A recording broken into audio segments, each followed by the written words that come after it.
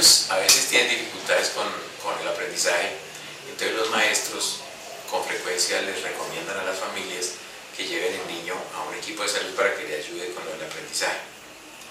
Y el equipo de salud en un momento determinado, después de que lo miran con detalle, etcétera, entonces le dicen a la familia que la razón por la cual el niño tiene dificultades para aprender, no es que no aprenda, sino que tiene dificultades para aprender, es porque tiene un trastorno de inatención o de déficit de atención con hiperactividad. Entonces la familia dice, bueno, pero ¿qué tiene que ver esto con lo otro? Pues vean, imagínense que cuando uno necesita aprender alguna cosa, lo primero que tiene que estar es atento a la persona que lo está guiando en el aprendizaje, que en este caso es el docente, el maestro del aula. Entonces, si el niño se pierde y no sigue al maestro del aula, sino que sigue, digamos, a los compañeros, a las otras actividades que están sucediendo en el salón, se pierde la explicación, y resulta que si se pierde la explicación, entonces no avanza en la materia de la medida que el maestro lo está conduciendo, lo está guiando. Entonces, piensen que si el niño es inatento y además es inquieto, entonces además de que no está atento a la explicación del maestro, se está moviendo excesivamente, a veces incluso dificulta el aprendizaje de los demás, entonces la situación se va volviendo, por decirlo de alguna manera, un problema de convivencia más o menos importante y más o menos grave. Y en ese punto es que los docentes comienzan a recomendarle a las familias que lleven los niños a los equipos de salud para mirar y estar seguros que el niño no tenga una desatención, una hiperactividad y una impulsividad.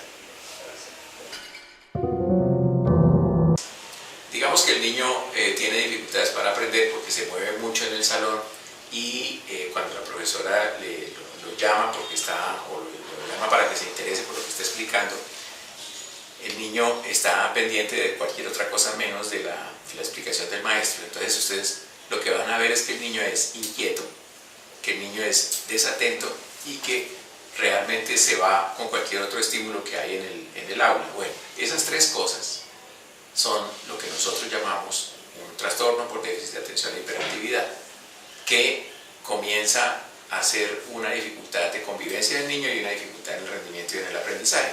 Entonces, lo que hacen los equipos de salud es mirar al niño, confirmar que el niño tiene esta dificultad, como estudiar, porque puede pasar que el niño tenga un problema de sordera, un problema de no ver claramente, o una alergia, o cualquier otra razón que de golpe expliquen este comportamiento, porque no es que todos los niños inquietos tengan un déficit de atención, no es verdad.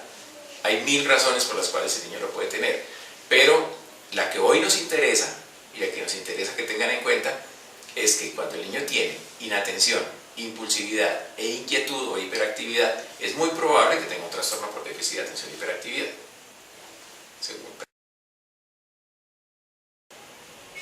Bueno, entonces cuando las familias reciben la información, el maestro dice, mire, lo que pasa es que este niño es muy inquieto en el aula y no está aprendiendo al mismo ritmo que los demás.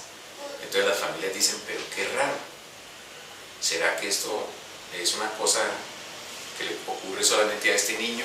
No, le ocurre con mucha frecuencia a muchos niños. Por ejemplo, en un salón de clase de 40 niños, lo más probable es que haya más o menos 4 niños con una dificultad parecida a la de este niño.